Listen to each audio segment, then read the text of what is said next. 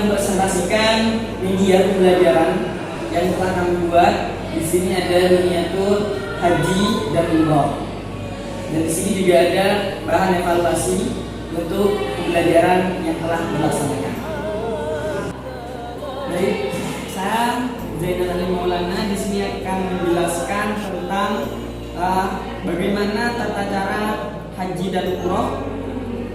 Yang pertama, sebelum melaksanakan haji harus tahu syarat haji, wajib haji, rukun haji, dan urutan kegiatan pelaksanaannya. Yang pertama itu syarat haji.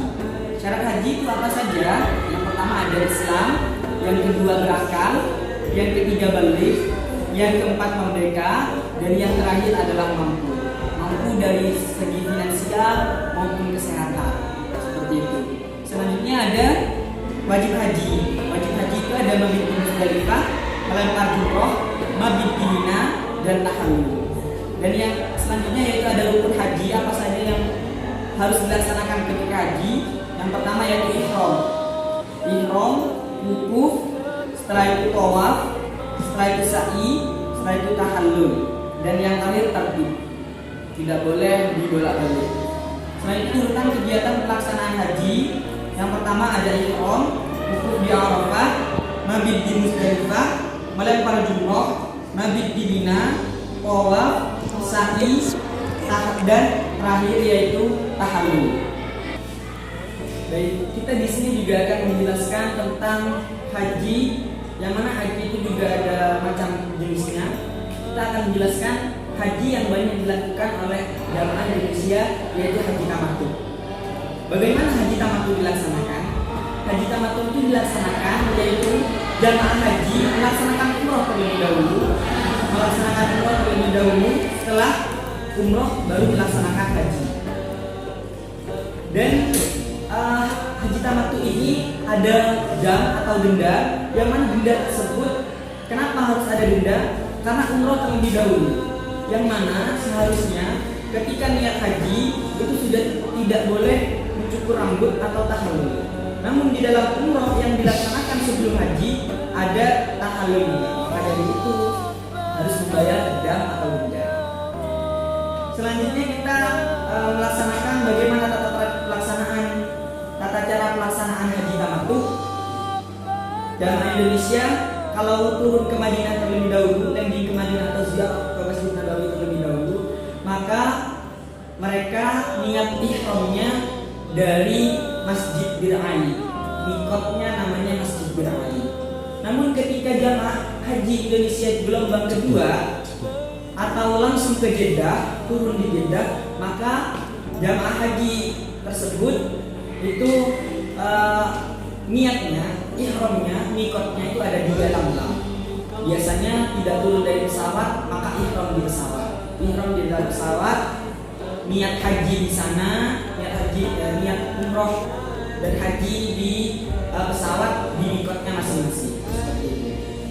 Nah, haji tamattu ini kalau dari Madinah, kalau jamaah Indonesia dari Madinah, maka mereka melaksanakan umroh terlebih dahulu, ihram di Masjid Bir Ali. Setelah melaksanakan umroh pada tanggal 8 Dzulhijjah, yaitu pelaksanaan haji, maka mereka jamaah haji Indonesia ini harus ihram haji atau niat haji dari hotel masing-masing. Ihram lagi, niat haji dari hotel masing-masing, yang mana niatnya labbaik Allahumma hajjan, menyebut itu terlebih dahulu. Setelah itu niat nawaitul hajjah. Maka jamaah Indonesia mulai dari hotelnya masing-masing menyebutkan labbaik Allahumma hajjan, ya Allah aku memenuhi panggilanmu untuk berhaji. Setelah itu niat nawaitul hajjah wa ahramtu lillahi ta'ala. Setelah itu jamaah Indonesia ini menuju ke, setelah ihram itu disunnahkan untuk banyak membaca talbiyah terlebih dahulu sebagai wujud syukur kepada Allah, sebagai tanda syukur kepada Allah bahwasanya sudah dipanggil untuk melaksanakan haji. Labbaik Allahumma labbaik, labbaik la syarika lak, labbaik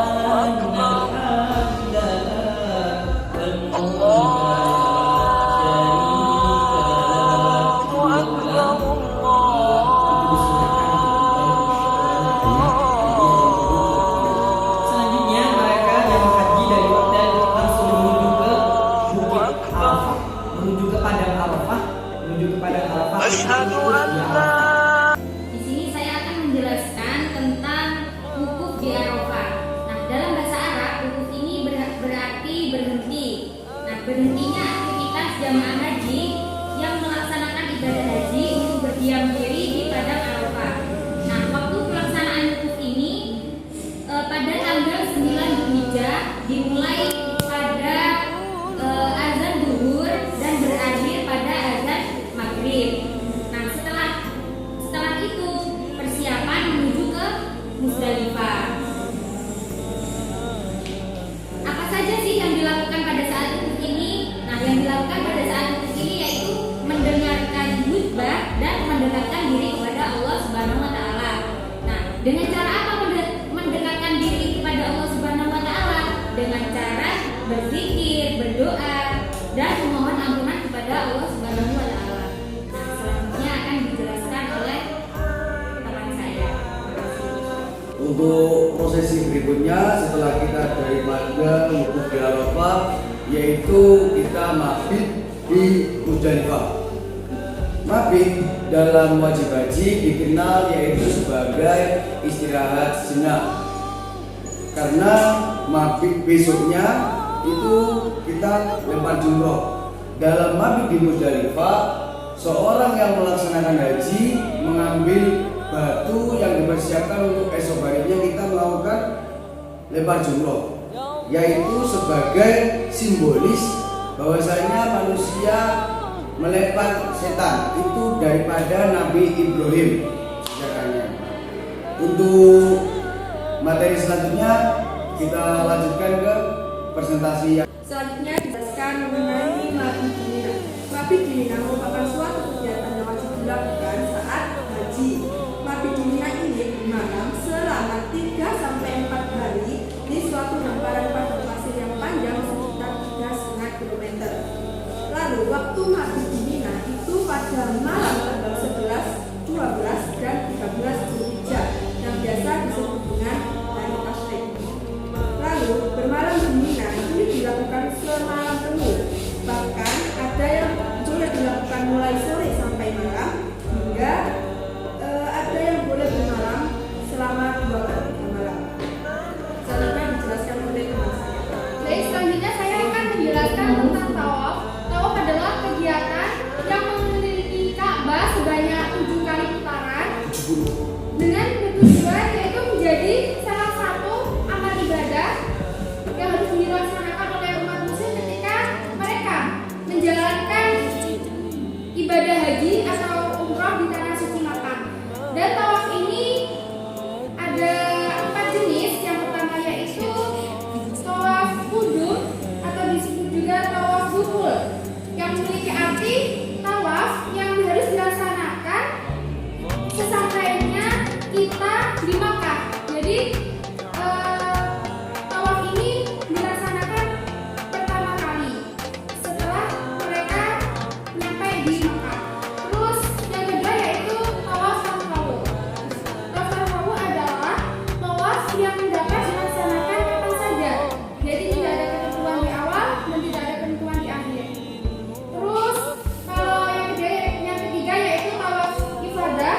Tawaf ifadah ini tawaf yang wajib yang harus dikerjakan karena merupakan salah satu rukun.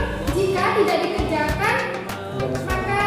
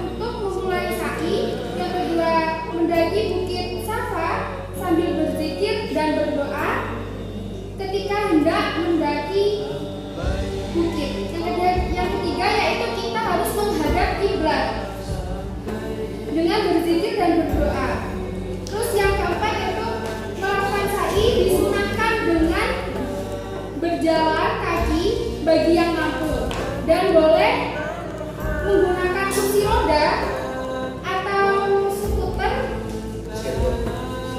matic bagi yang mundur karena ada sebab gitu ya Mbak. Terus kalau yang terakhir yaitu memulai perjalanan sa'i dari Bukit Safa ke Bukit Marwah dengan berzikir dan berdoa. Selanjutnya di sini saya akan menjelaskan mengenai tahalul.